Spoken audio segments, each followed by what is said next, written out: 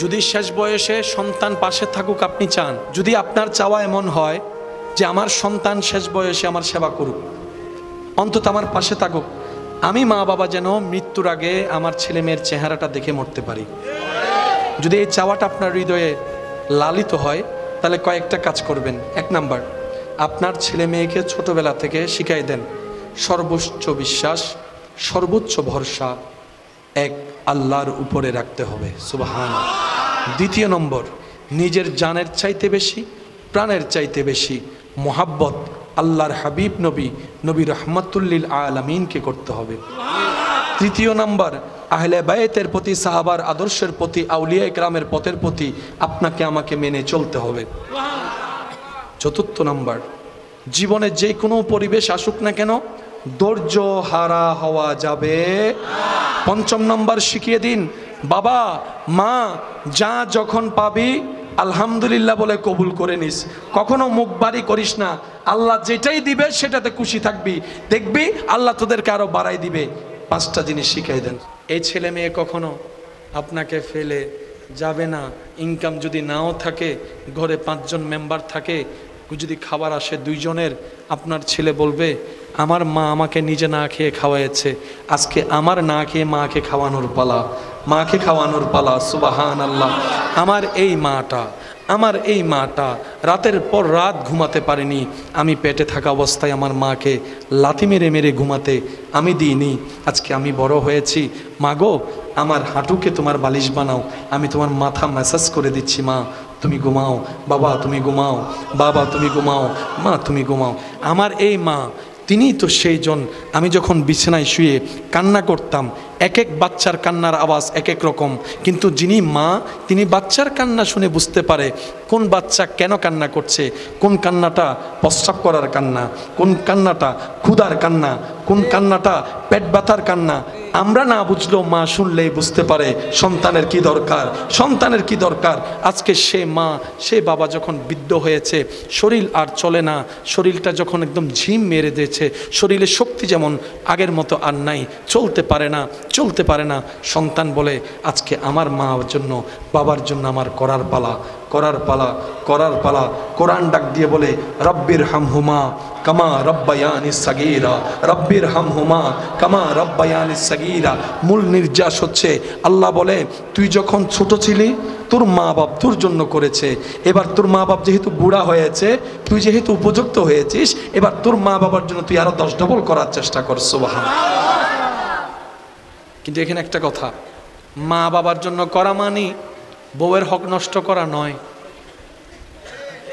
আমরা এই জায়গায় একটু পেঁচ লাগাই ফেলি। যারা বিবাহিত আছেন, আমি শ্রদ্ধার সাথে আপনাদেরকে আবদার করে একটা কথা বলি। দেখছেন আপনারা আসলে 2 জন, স্বামী এবং স্ত্রী, আসলে কিন্তু 2 জন না, 2টা পরিবার। 2টা পরিবারের 10 জন 20 জন মানুষ। যদি আপনাদের সন্তান থাকে তাহলে আরেক প্রজন্ম, এটার সাথে আবার নাতি নাতনিরও বিষয় সম্পর্কিত আছে। যারা বিবাহিত আছেন শ্রদ্ধার সাথে বলি, এক ছাদের নিচে থাকলে অনেক কিছুই হয়, কোনো কিছুকে গুরুত্ব দিয়েন না। সকালে যে ঝগড়া হয়েছে, রাতে দেখা হওয়ার সময় সে ঝগড়ার কথা মাথায়ও রাখবেন না, তাহলে জীবনটা সুন্দর চলবে, শয়তান আর সুযোগ পাবে, আল্লাহর রহমত আসতে থাকবে। যে ক্ষমা করে সে ক্ষমা পায়, সুবহানাল্লাহ। যে ক্ষমা করে সে ক্ষমা পায়। স্বামী স্ত্রী হচ্ছে এমন দামি একটা সম্পর্কের নাম, আল্লাহ তাআলা মানব জীবনের সূচনার প্রথম সম্পর্ক দিয়েছেন আদম এবং হাওয়া। এই দুজনের সম্পর্ক ছিল স্বামী স্ত্রী। পৃথিবীর সৃষ্টির সূচনা থেকে সম্পর্ক শুরু হয়েছে কি দিয়ে? স্বামী এবং স্ত্রী। জান্নাতেও যে সম্পর্ক থাকবে এটার নাম স্বামী স্ত্রী। আরেকটু জোরে বলেন। স্ত্রীরা ভালো বংশের মেয়ে, ভালো মেয়েরা বেশি কিছু চায় না, সারাদিনের কষ্ট ভুলে যেতে পারে যদি স্বামী একটু মায়া করে মাথায় হাত বুলাই দেয়। সুবহানাল্লাহ। 10 বার না হোক, 1 বার হলো খাবার সময় প্রশংসাটা করে ফেলুন, যে আজকের রান্নাটা অনেক মজা হয়েছে, দেখবেন ওই একটা প্রশংসায় উনি গরমের মধ্যে আগুনের চুলার সামনে দাঁড়িয়ে রান্না করার কষ্টটাই ভুলে যাবে। মেয়েরা চায় একটু মায়া, একটু ভালোবাসা, একটু সম্মান। সংসার কি শান্তির হবে কি হবে না? করে দিবেন কে? আর স্বামীদের সবচাইতে পছন্দনীয় বিষয় হচ্ছে আমার স্ত্রী সবার সামনে প্রকাশ্যে গোপনে আমাকে সম্মান দিক সবার উপরে, আমার কথায় হাঁ কে হাঁ বলবে, না কে না বলবে। হ্যাঁ, আমি যদি কোনো একটা ভুল পরামর্শ দিয়ে থাকি আমাকে আলাদাভাবে বলুক, কিন্তু সবার সামনে এমনভাবে প্রেজেন্ট করবে আমার স্বামী হাঁ বললে আমি হাঁ, আমার স্বামী না বললে না। পুরুষ মানুষ সম্মান শ্রদ্ধা পেলেই অন্তর খুশি হয়ে যায়। এই দুইটা জায়গায় যদি আমরা একটু কাজ করতে পারি, ডিভোর্সের হার দিন দিন, বলেন না ডিভোর্সের হার দিন দিন। যদি আপনি বলেন আমি হারবো কেন, আমি কি তার থেকে কোনো অংশে কম? আমি বলবো ভাইয়া বোন, আপনারা তো প্রতিযোগিতার মাঠে নামেন নাই, আপনারা তো সংসারের জীবনে আছেন। আপনি তো প্রতিযোগিতায় থাকলে দুইজন থাকতো, একজন মেরে ফেললে আরেকজন জিতে যেত, খেলা শেষ। কিন্তু এই খেলা শেষ নাই। হাসরের ময়দানে আল্লাহ পাক রব্বুল আলামিন স্বামীকে জিজ্ঞেস করবে স্ত্রী সম্পর্কে, স্ত্রীকে জিজ্ঞেস করবে স্বামী সম্পর্কে। সেই দিন স্বামীর পক্ষে স্ত্রীর ভালো রায়, স্ত্রীর পক্ষে স্বামীর একটা ভালো রায় সারা জীবনের গুনাহ মাফ করে জান্নাতের রাস্তা পর্যন্ত পৌঁছায় দিতে পারে। অর্থাৎ স্বামী ছাড়া স্ত্রী চলতে পারবে, স্ত্রী ছাড়া স্বামী চলতে পারবে। আপনারা হয়তো অনেকবার শুনেছেন, শুধু স্মরণ করিয়ে দেওয়ার জন্য একটু বলি। কোরআনে স্বামী স্ত্রীকে পোশাক বলা হয়েছে, একজন আরেকজনের আল্লাহ পোশাক বললেন কেন? রব বলে যে পোশাক কি করে? ছতর ডেকে দেয়। পোশাক কি করে? দাগ ডেকে দেয়। পোশাক কি করে? অসুন্দর ডেকে দেয়। পোশাক কি করে? কাপড় কি করে? দাগগুলা ডেকে দেয়, কাউকে দেখতে দেয় না। রব বলে যে কি চমৎকার উদাহরণ, আল্লাহু আকবার, যদি আমরা একটু বুঝতে পারতাম। রব বলে এ স্বামীরা, তোমরা স্ত্রীর পোশাক, এ স্ত্রীরা স্বামীরা তোমাদের পোশাক।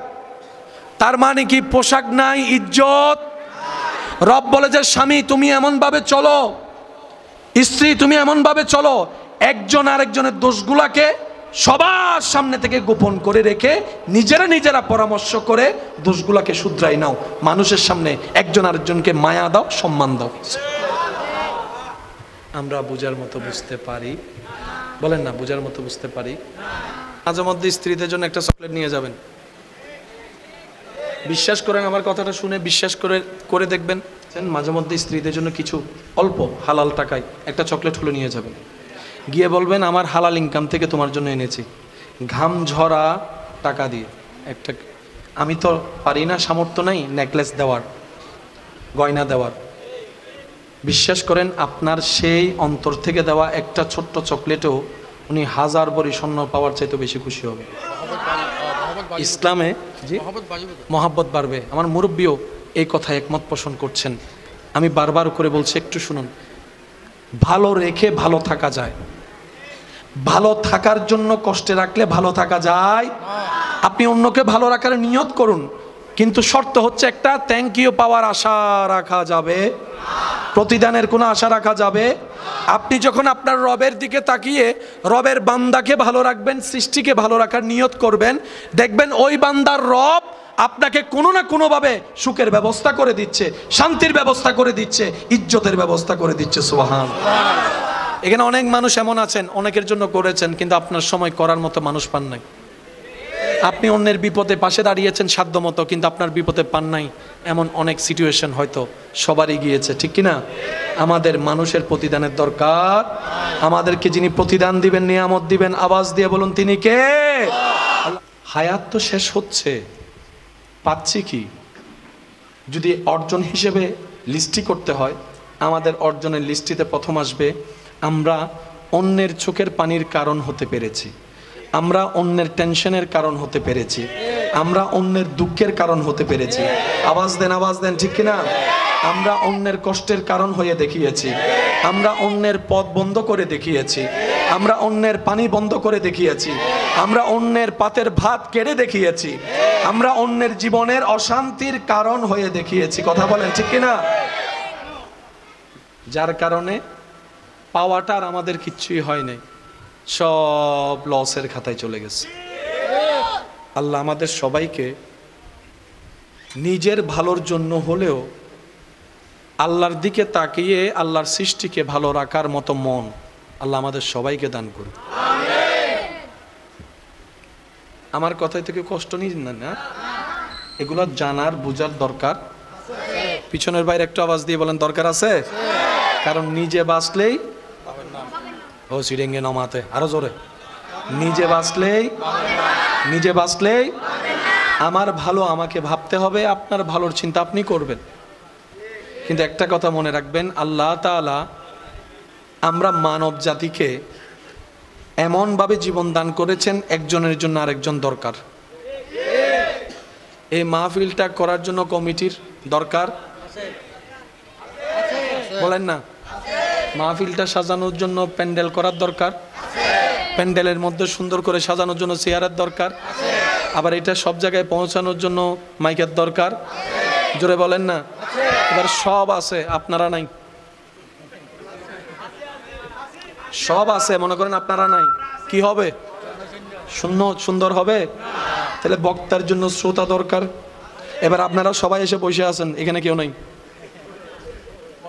অর্থাৎ আল্লাহ তাআলা এমন ভাবে সেটিং করেছেন, আমি আপনাকে ছাড়া চলতে পারবো না, আপনি আমাকে ছাড়া চলতে পারবেন না।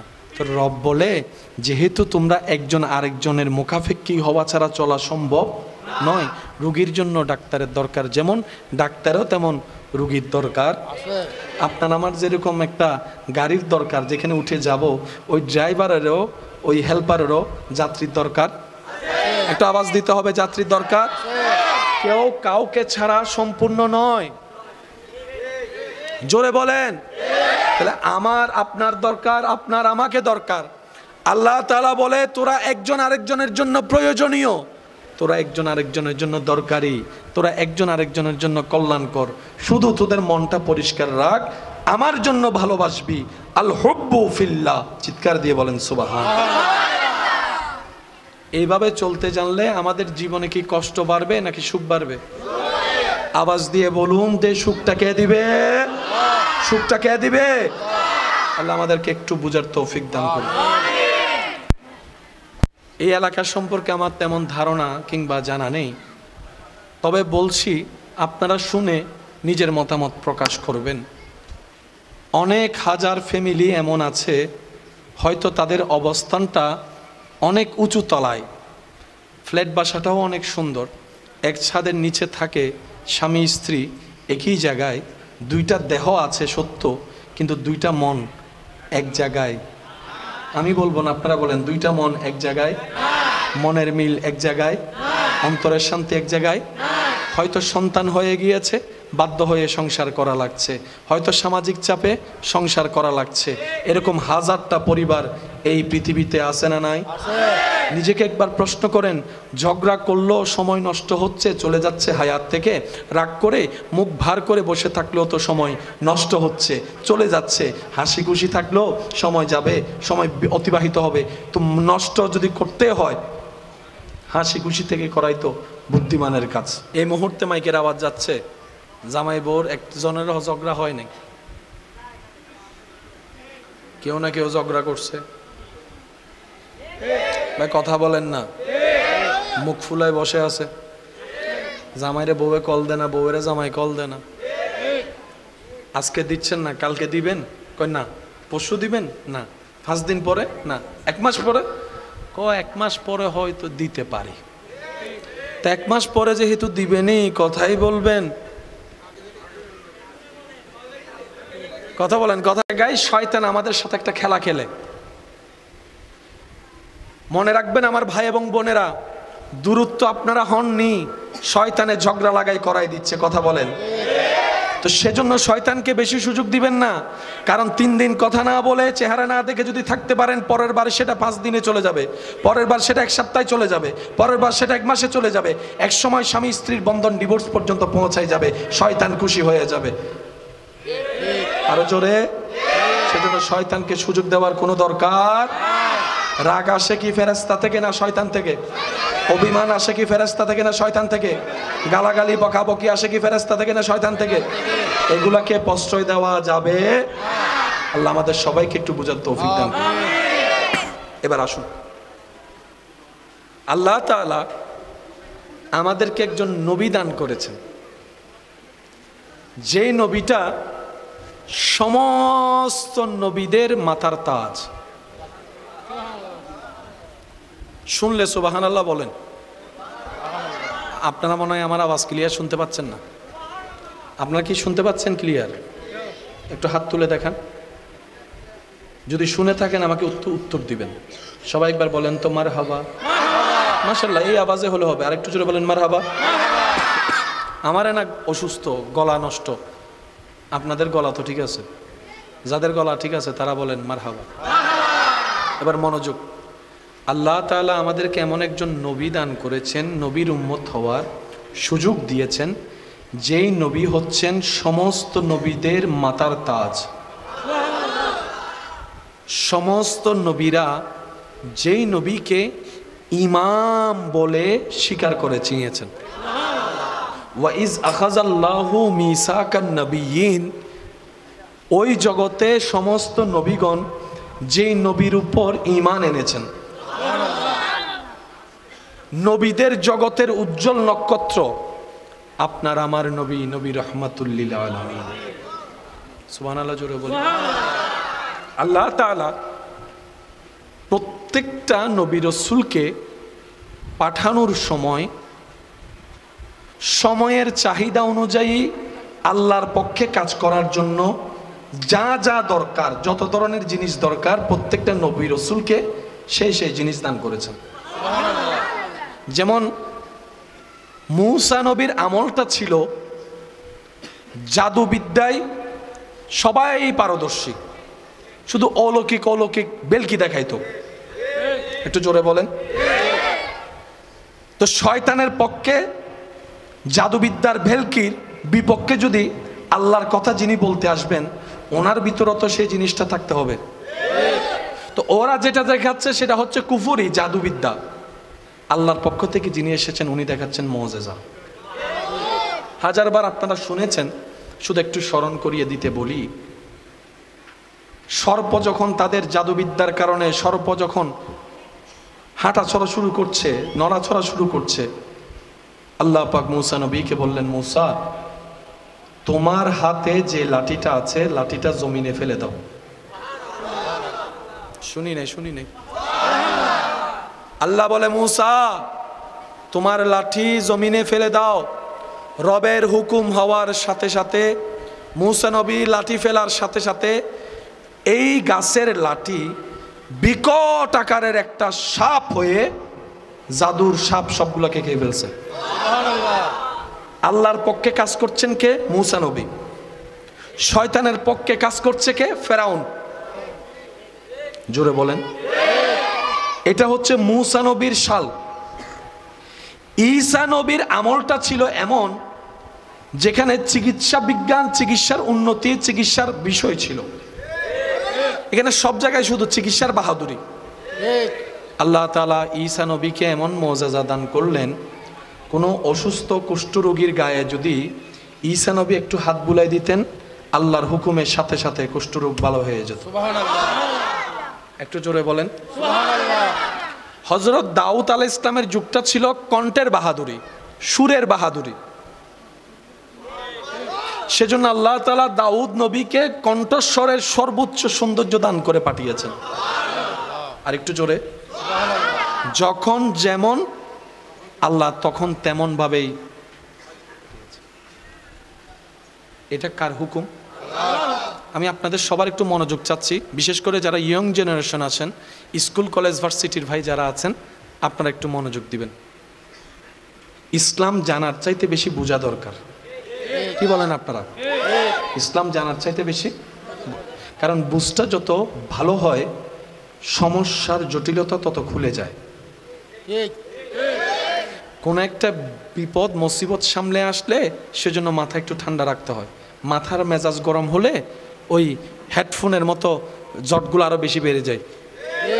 কাপড় ছিলে যে সুতা যদি জট লাগে, আপনি যদি ঠান্ডায় খুলেন তাহলে খুলে যাবে, আর যদি টানাটানি করেন ছিঁড়া ছাড়া ওই সিরেঙ্গে বাসা হচ্ছে মরা গিটে লাগিয়ে। কথা বলেন না কেন? মরা গিট লাগলে এটা আর টেনে ছিঁড়া ছাড়া কাটা ছাড়া দ্বিতীয় কোনো উপায়। আমি সবার একটু মনোযোগ চাচ্ছি, আপনারা একটু ফুল ভলিউমে আমাকে আওয়াজ দিবেন। সবাই একবার বলেন মারহাবা, আর একটু জোরে বলেন মারহাবা। আল্লাহ কবুল করুক।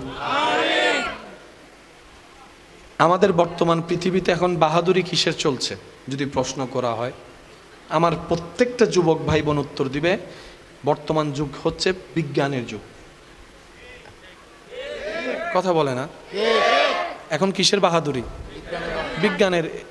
লাইট, মাইক, ক্যামেরা, বিজ্ঞান।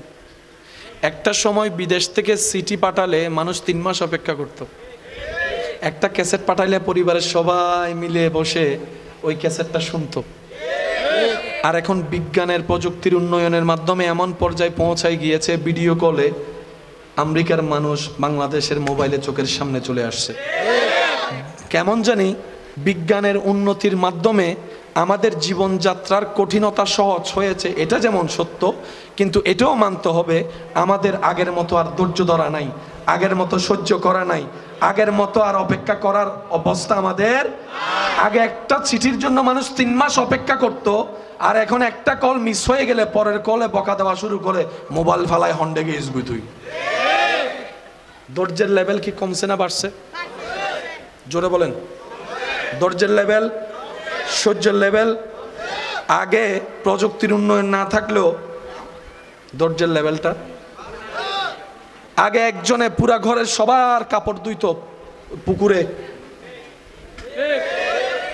ঘন্টার পর ঘন্টা লাগতো, ধৈর্য ধরে কাজ করছে। এখন উন্নত প্রযুক্তির মাধ্যমে সেটা সেকেন্ডে হয়ে যাচ্ছে সত্য, কিন্তু বিরক্তবোধ বেড়ে গিয়েছে। কথা বলেন ঠিক কিনা? তো সেজন্য আমাদের ভালোটা নিতে হবে, খারাপটা নয়। আমাদের বিজ্ঞান যেরকম আমাদেরকে জীবন রাস্তা সহজ করেছে, আমরা আমাদের ধৈর্যের জায়গায় অটল থাকতে হবে। কথা বলেন ঠিক কিনা? যেহেতু জীবনটা আমাদেরকে সাজাতে হবে। মূসা নবীর আমলটা ছিল একরকম, ঈসা নবীর আমল বলেন না ভাই, দাউদ নবীর আমল, ইউসুফ নবীর আমল।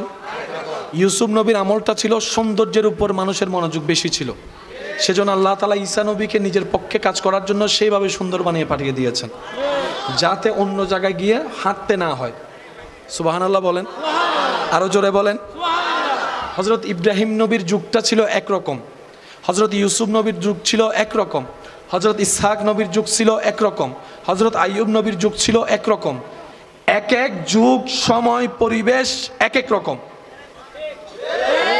সেই অনুযায়ী আল্লাহ তাআলা নবীদেরকে নিয়ামত দিয়ে পাঠিয়েছেন, যেন কারো সামনে পরাজিত হতে, আওয়াজটা একটু বড় হবে, যেন কারোর সামনে পরাজিত হতে, যেন কারোর সামনে ছোট হতে।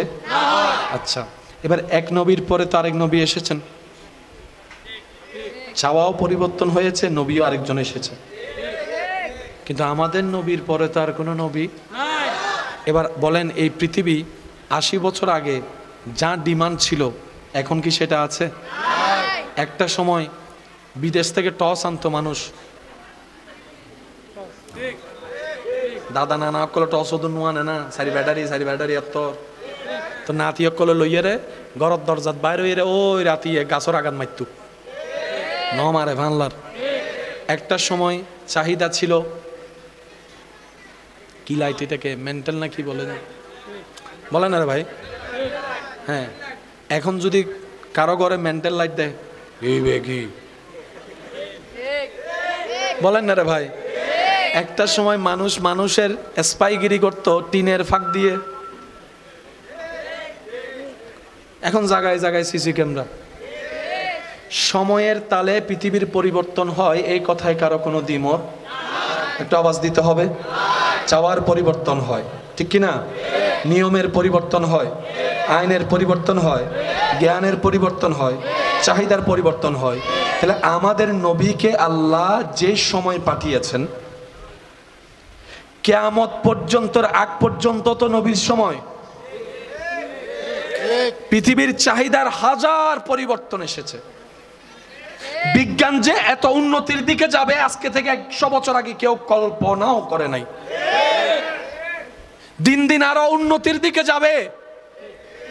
আল্লাহ তাআলা আমাদের নবীকে এমন নিয়ামত দিয়ে পাঠিয়েছেন, কিয়ামত পর্যন্ত পৃথিবীর যত ধরনের রূপ পরিবর্তন করবে, চাহিদার পরিবর্তন আনবে, সর্বকিছুর ডিফেন্স করার মতো আল্লাহ ইসলাম ধর্মে দান করে দিয়েছেন। একটু কথাগুলো বোঝার চেষ্টা করবেন। পৃথিবী যদি বর্তমান পৃথিবীতে সুন্দর, এই কি হওয়া দেবে বিশ্ব সুন্দরী, বর্তমান পৃথিবীতে সৌন্দর্যের একটা ডিমান্ড আছে না নাই? কত রকমের প্রতিযোগিতা, সুন্দর দেখলেই। এবার বিশ্ব যখন আপন আপন জায়গায় সৌন্দর্যের প্রতিযোগিতায় প্রতিযোগী হয়ে জয়ের স্বপ্ন দেখছে, আল্লাহ তাআলা পক্ষান্তরে আমাদের নবীকে এমন সৌন্দর্য দান করেছেন, পৃথিবীর চন্দ্র পর্যন্ত নবীর দিকে তাকিয়ে অবাক হয়ে তাকিয়ে থাকে। বুঝবেন কথা? কিছু কিছু জায়গায় জ্ঞানের প্রতিযোগিতা আছে, জোরে বলেন, আরো জোরে। পড়ালেখার 3টা ধাঁচ আমার যতটুকু জানা ক্লাস 9 থেকে হয়। আমাকে একটু সহযোগিতা করবেন, যদি ভুল হয় একটু শুধরে দিবেন। আর্টস, কমার্স, অটো ভাসবে গুণ চুপ গরিতে কিছু হোক। Arts, commerce. আপনাদের দৃষ্টিতে এই 3টার ভিতর সবচাইতে দামি কোনটা? আমি বলবো না, আপনারা বলেন। আচ্ছা আচ্ছা, এই 3টার ভিতরে সবচাইতে কষ্টের কোনটা? জোরে। রসায়ন পদার্থ যারা বুঝি তারা তুমি হুজুর করলে পাইবে। ও ভাই, এই 3টার ভিতরে ডাক্তার হওয়া যায় কোনটা দিয়ে? ইঞ্জিনিয়ার হওয়া যায় কোনটা দিয়ে? পাইলট হওয়া যায় কোনটা দিয়ে? জোরে বলেন। বিজ্ঞানী হওয়া যায় কোনটা দিয়ে? ফার্মেসিওয়ালা হওয়া যায় কোনটা দিয়ে? হার্ট সার্জারি করার মতো ডাক্তার হওয়া যায় কোনটা দিয়ে? কোনো কিছু আবিষ্কার করার জন্য কোনটা দরকার? তাহলে বর্তমান পৃথিবীর 3টা পড়ার ধারার ভিতরে কমার্স আর্টসের ভিতরে দামি হচ্ছে সায়েন্স। দামি হচ্ছে, বলেন দামি হচ্ছে, দামি হচ্ছে।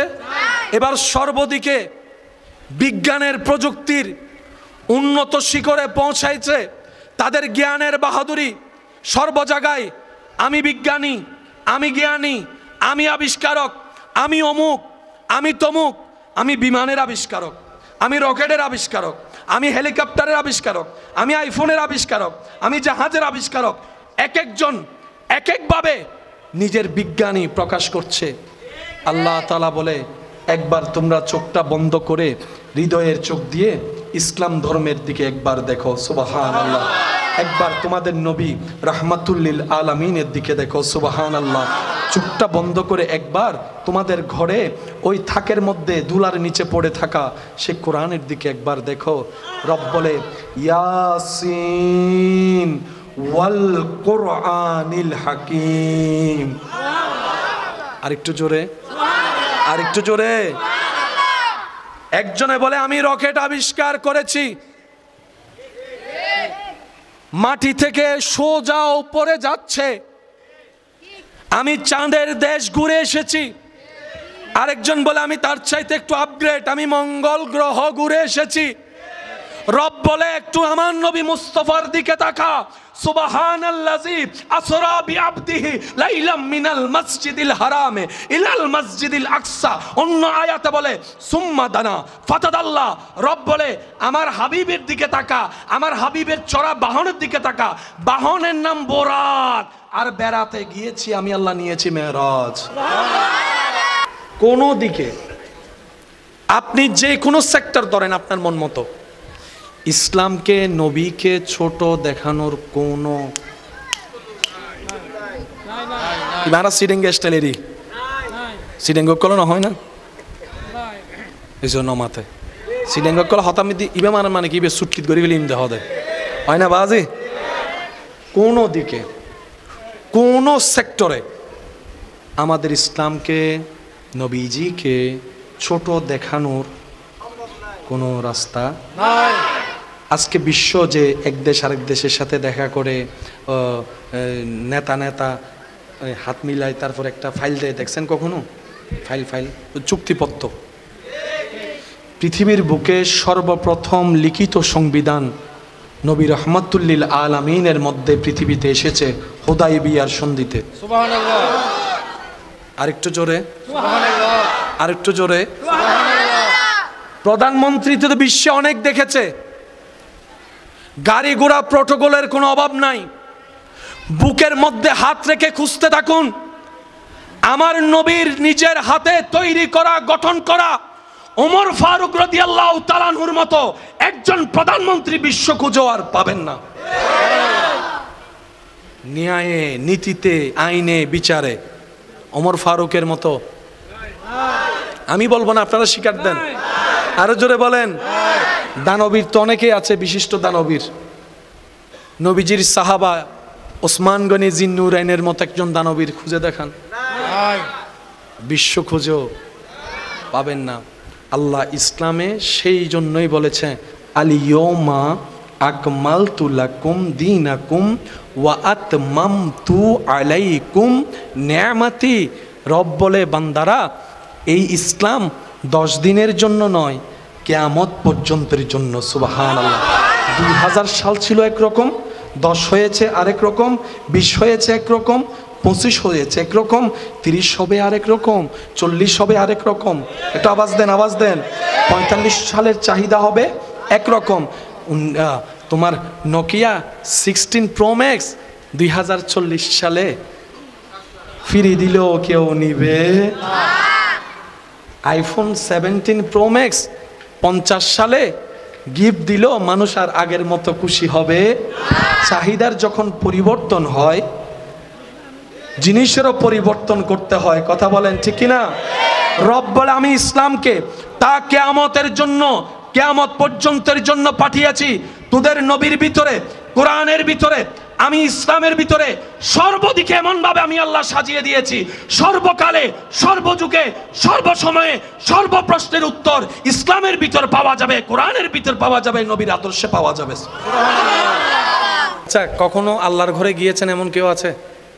হাত তোলেন, তোলেন না যারা আল্লাহর ঘরে সচক্ষে দেখেছেন। এবার হাত নামান। যারা আজকে হাত তুলতে পারেনি এই প্রশ্নে, তাদের জীবনে একবার হলো এমন প্রশ্নে হাত তোলার আল্লাহ সুযোগ করে দিন। এত আস্তে আমিন হলে কিন্তু মারামারি বাজে দেব। এখন আরেকটু জোরে বলেন। কাবা যারা দেখেছে ওনাদেরকে একটু জিজ্ঞেস করবেন, মানুষ ধাক্কাধাক্কি পছন্দ করে, ঠেলাঠেলি পছন্দ করে। অনেক মানুষ আছে দেখবেন দরকার হলে 10 মিনিট পরে যাব, ধাক্কাটাকি কমুক। কার গায়ের সাথে কে লাগবে, ঘামের সাথে ঘাম কে লাগবে। কিন্তু কাবা যখন নজরে পড়ে,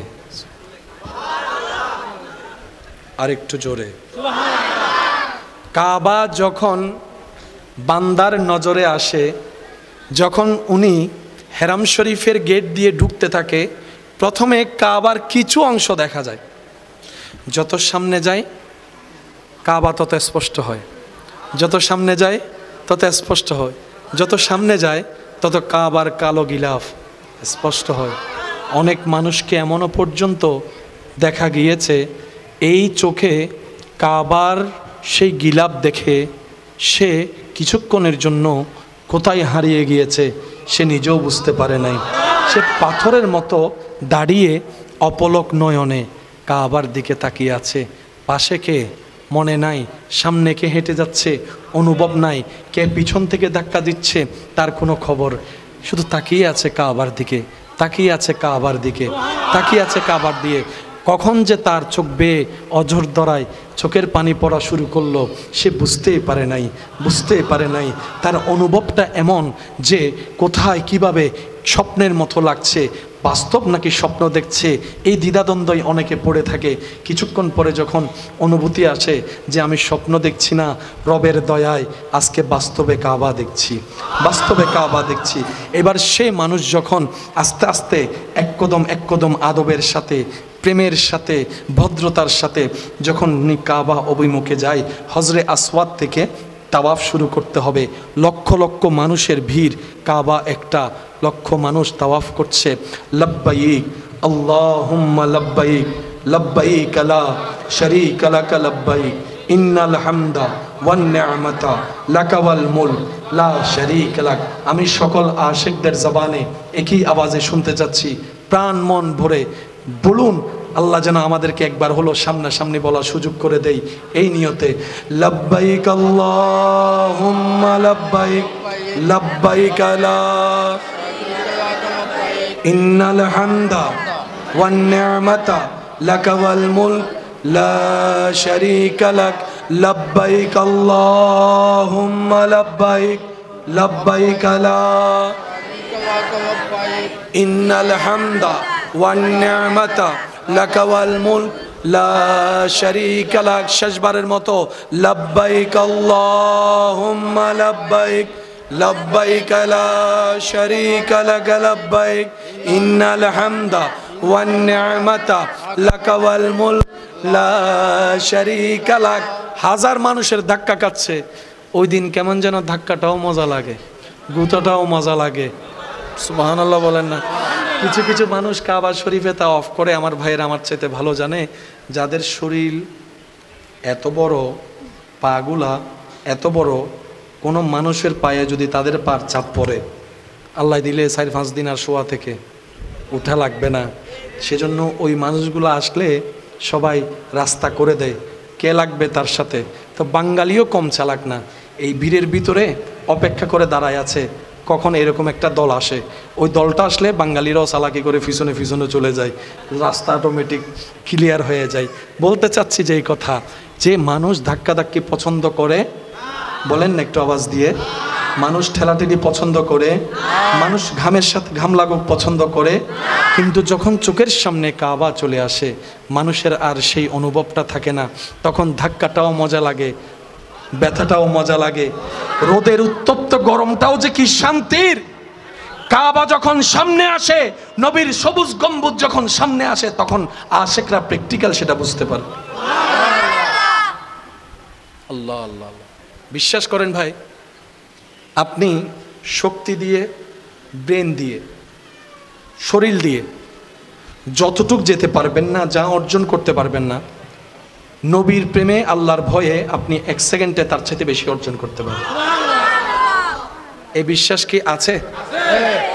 একটু ডান হাতটা তুলে দেখাই, বলেন তো আছে?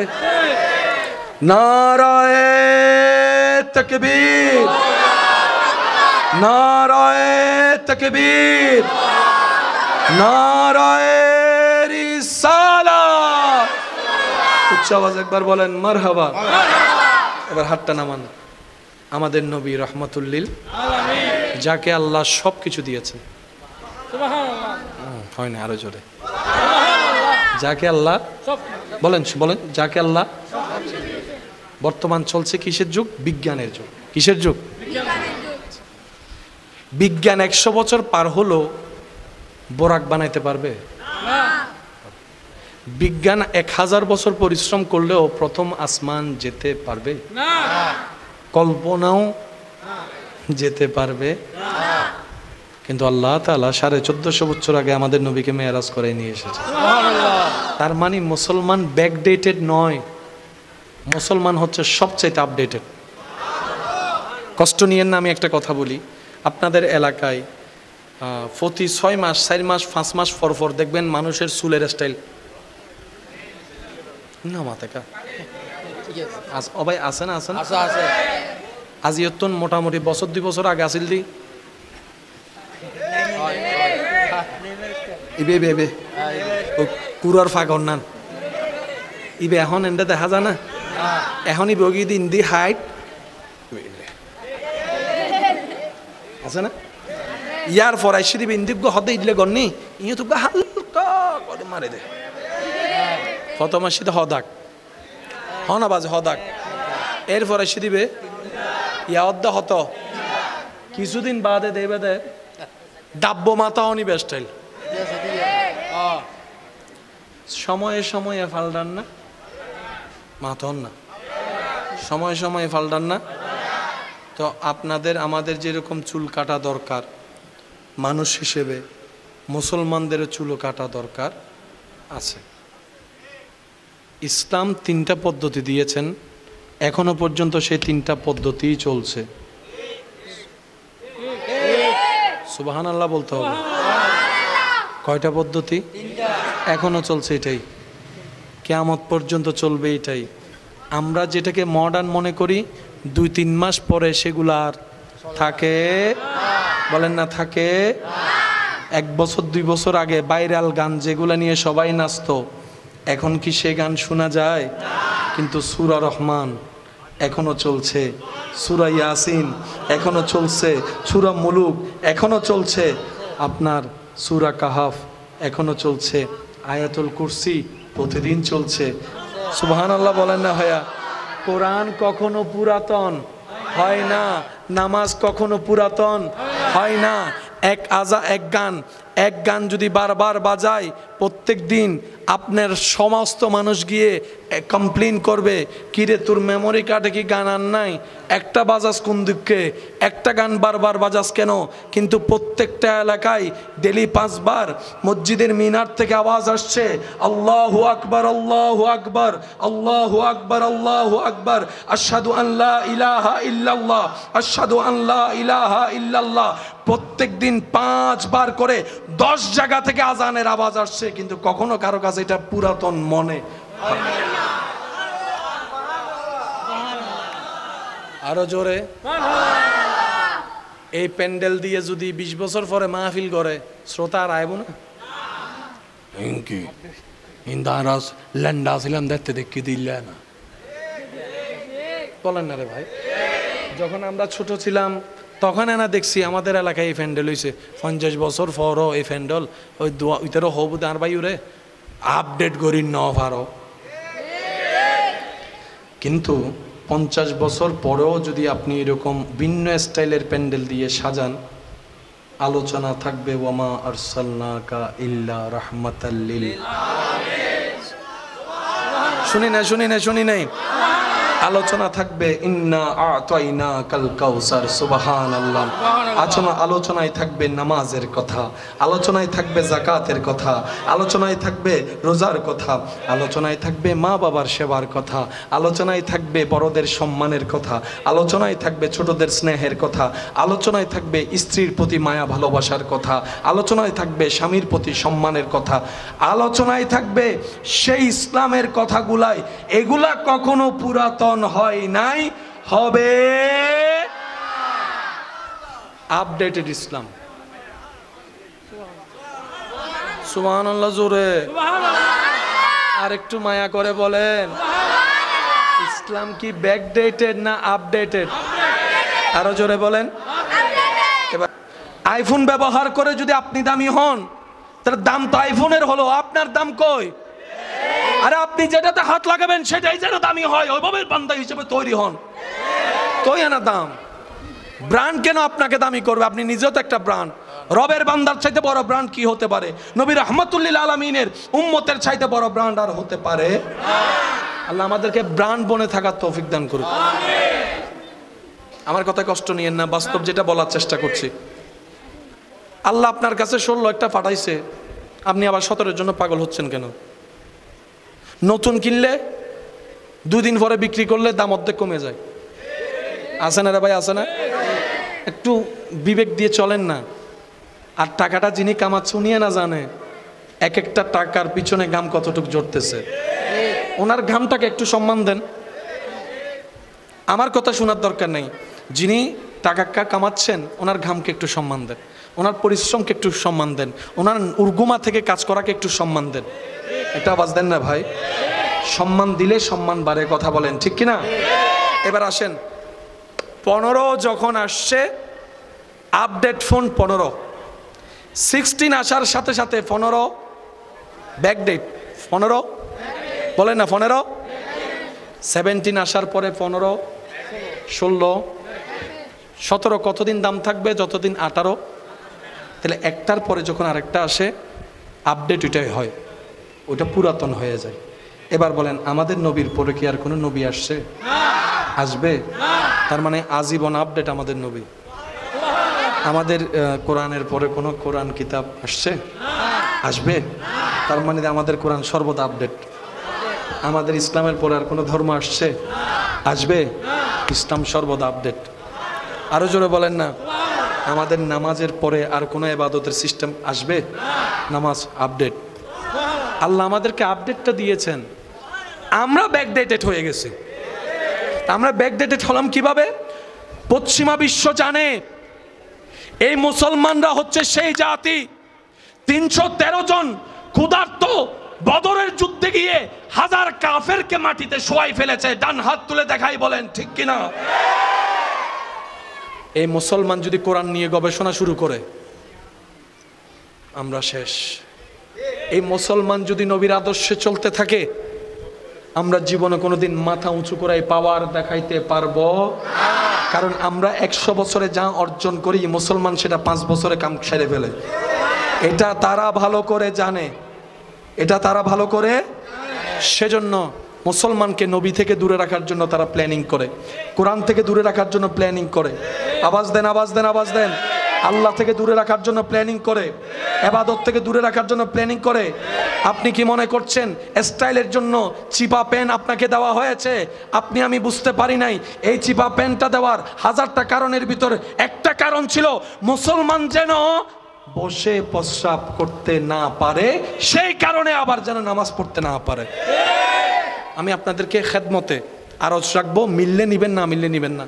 প্রত্যেকটা মানুষ হাজার খারাপ হইলেও লজ্জাবোধ আছে না নাই? আজকে থেকে 10 বছর আগেও লজ্জাবোধ। আগে মানুষ পাপ করত গোপনে, এখন দেখবেন পাপগুলা কেমন জানে ফেসবুকে লাইভ হয়ে গেছে।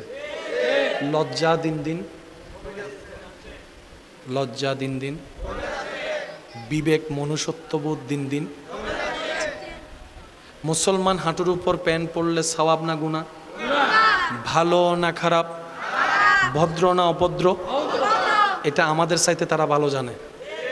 এবার তারা টার্গেট নিয়েছে মুসলমানের ছেলেকে হাফ প্যান্ট পরাই ছাড়বো। একজনে বলে যে জীবনেও পারবি না, মুসলমান জীবনেও হাঁটুর উপর প্যান্ট পরবে না, কারণ তারা জানে মুসলমানের ছেলেদের হাঁটুর পর্যন্ত সতর, এটার উপর উঠলে কবিরা গুনাহ মুসলমানে জানে।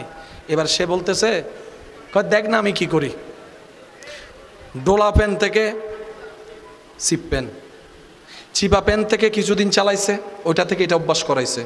এরপরে ফাটা প্যান দিলে কেউ পরবে না সবাই জানে, সেজন্য প্রথমে প্যান্টের মধ্যে হালকা একটা দাগ দিছে। ওই যে প্রথম সাদা দাগ থাকতো, আগে দাগ দিয়ে অভ্যস্ত করাইছে। কিছুদিন দেখতেছে না ভালো মার্কেটিং হচ্ছে, ভালো সেল হচ্ছে, দাগের প্যান্টগুলো মুসলমানের ছেলেরা পড়ছে। এবার হালকা করে একটা ফাটা দিছে, দেখে যে এটা আরো বেশি সেল হচ্ছে। তারপর আরেকটা ফাটা দিছে, বলে যে আরো বেশি সেল হচ্ছে। তারপর এদিকে ফাটা, এদিকে ফাটা, আরো সেল হচ্ছে। এবার সে বলতেছে দেখছস মুসলমানের ছেলেদেরকে কিভাবে পটাচ্ছি, দেখ কিছুদিন পরে হাফ প্যান্ট পরাবো। এবার এই আপনাকে এই সতরগুলা দেখাইতে দেখাইতে আস্তে আস্তে লজ্জা ভাঙছে, আস্তে আস্তে আস্তে আস্তে আস্তে আস্তে যখন মোটামুটি ইউজ টু হয়ে গেছে, এবার বলে হাঁটুর উপর প্যান্ট পরা। প্রথমে বলে যে 3/4 দে, এটা আগে এখানে তুলি। 3/4 দিয়ে কিছুটা লজ্জা ভাঙাইছে, তারপর এখন হাঁটুর উপর তুলে দিচ্ছে। আপনি আমি স্টাইল যেগুলোকে মনে করি সেগুলো ওদের প্ল্যানিং। কথা বলে না। আপনাদের এলাকায় দেখবেন অনেকেই মোবাইল দিয়ে গেম টেম কি জুয়া টুয়া। আমার ভাই তো সবার তো টাকা দরকার, টাকা কামার সমস্যা, সংসার চালানোর ইচ্ছা সবার আছে। তার বন্ধু তার মাথায় ঢুকে দিছে এই জুয়াটা খেললে। প্রথমে এমনভাবে বলে মনে হয় যেন আজ ঢুকিলে হালিয়ে তুই কোটিপতি, যার তো স্বর্ণ টন্ন বেশি রে টিয়া দিয়ে হদা তো কিছু। বাস্তব না বাস্তব? আপনি কি জানেন এটাও তাদের কৌশলের অংশ? মুসলিম জাতিকে ধ্বংস করার জন্য যত নিম্নমানের নোংরা প্ল্যানিং করা দরকার সব করছে। আমার কথায় কষ্ট নিয়েন না, আমি আপনাদেরকে ছোট্ট একটা কথা বলি। কবরে কি কোরআন লাগবে নাকি অঙ্ক ইংরেজি? হাসরে কোনটা লাগবে? কোরআন পড়লে সওয়াব আছে না নাই? নূর আছে না নাই? অভদ্র হয় না ভদ্র হয়? অনেক কিছু ফায়দা আছে। এবার কোরআন পড়ার আগে সিরা পড়ার দরকার, মক্তবে যাওয়ার দরকার। মক্তব যদি বাদ দেন, মক্তব বাদ দিলে কোরআন পড়া হবে? কারণ মক্তবে গিয়ে তো প্রথম বলতে আলিফ বা তা সা। আমি বলছি মিললে নিবেন, না মিললে নেওয়ার দরকার নাই। আমি জোর করে প্রেম করি না, প্রেম তো হয়ে যায়। জোর করে যেটা হয় সেটা প্রেম হয় না। কথা বলেন না? এবার ইতারা সালাকিয়ল দিয়ে মুসলমানের কোরআন দূরের অম পড়িব, হতে ক্যাং গরিবি হতে কাহাজ গর মুসলমানে মক্তব ফরতে হটাই দিবে। হতে ফজরের পরে কিন্টার গার্ডেন চালু করি দে, নমাতে মুসলমানের ফুয়া ফজরের পরে হন্ডে যায় মক্তব, অবুক মক্তব ফুললে তিতে আর বেশি কি ফেলিব। কোরআন যদি ভিতরে ঢুকি যায় গুই তারা তার ফড়াইতে ন, তাহলে ফড়াই বেললাই আগে কোরআন অত্যন্ত দূরে রাহম পড়িব, কোরআন অত্যন্ত দূরে রাই বেললাই মক্তব অত্যন্ত দূরে রাহম পড়িব। সত্যি করে হন আজি অত্যন্ত 30 বছর আগে যেদিন মক্তব আসিল এখন অনে মনে করতে লাগুন দেয় কিন্টার গার্ডেন একবারও কি চিন্তা নয় নাই জোরের ভরে দিলে কি হইতো। এবার বাপ মরলে ফোয়াজে ফরিব, এবার লাভ করছেন না লস করছেন নিজেরও প্রশ্ন করেছে। আমি কি বুঝতে পারছি না বাজান? আজি আর গাইল দিবেন নাই জানি দিবেলেই গাইল দরিকা রাখতেন। তবে শর্ত দিয়ে একটা যারা যারা আর গাইল দিবেন আর হারাপ হইবেন, আল্লাহ যদি অনরা জান্নাতত লই যায়, জান্নাত দে আরে ফেলাই যেতে আরে লই জম করিও। তো যদি অনারে জান্নাত লই যান আর 101 কা গাইল দিতেন, 1000 বার গাইল দিলে তাই খুশি জিম হারণ অনর হারণায় তো জান্নাত যেতে পারি। সুবহানাল্লাহ বেকেনা বড় বড় হইবেন না ভাই। এখন আর ফুয়া মাইয়া এ বি সি ডি ফারে না ফারে, ক খ গ গ ফারে না ফারে, আলিফ বা তা সা হন না আলিফ বা তা সা এত লাইফ নে বড় এর মা বাবার 2 পয়সার দাম নদে। অঙ্ক মিলিলে লইবেন দেন, নমিলে দরকার নাই।